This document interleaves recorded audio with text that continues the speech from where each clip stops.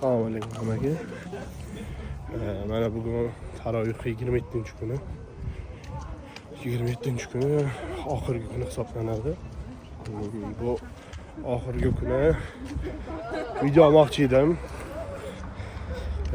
Videoni tarovihdan oldin olaman. Xudo xohlasa chiqqandan keyin yana bir qisqacha nima qilib video olaman. O'tirib qo'lni tushuntirib. Hozir shunaqa gaplar charchamaydi.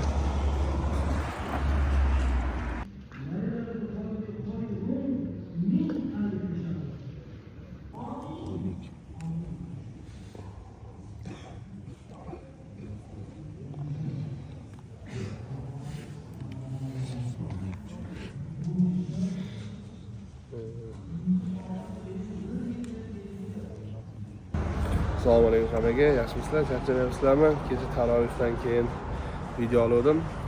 Sal videoning kachitasi yoqmagan uchun qaytadan olishga to'g'ri kelyapti. Shunaqa qilib 6 oy oldin o'zgarishga qaror qilindi. Ozgina o'zimizni nima deydi, chegaralarimizni to'g'rilashga o'zgarishga to'g'ri keldi. Qaror qilindi, qabul qilindi. Buning orqasidan vaqt o'tib hamma narsa tekin o'zini yo'liga to'g'ri kelyapti, tushyapti.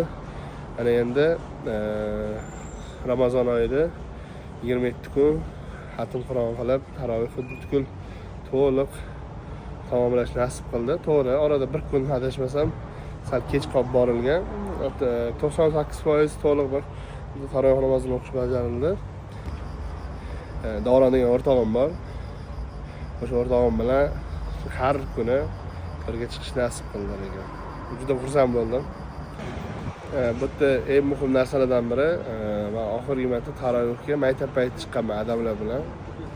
Necha yildan keyin mana yana qayta tarovih namoziga chiqib 27 kun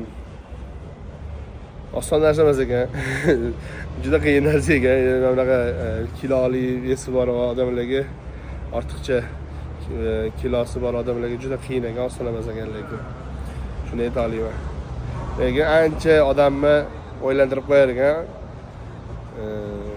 Ancha narsalarni o'sha paytda o'zida, telefonsiz, ayniqsa telefonsiz, hamma narsasiz o'ylab o'tirsa bo'lar ekan. Shu namoz vaqtida.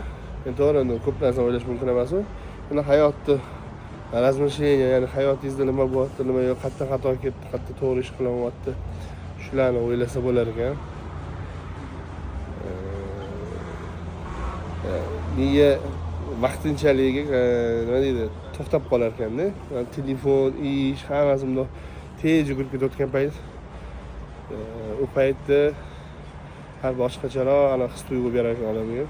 Juda yaxshi, juda odam misol uchun, как meditatsiya, boshqa dindagilar buni meditatsiya desa, bizda ibodatda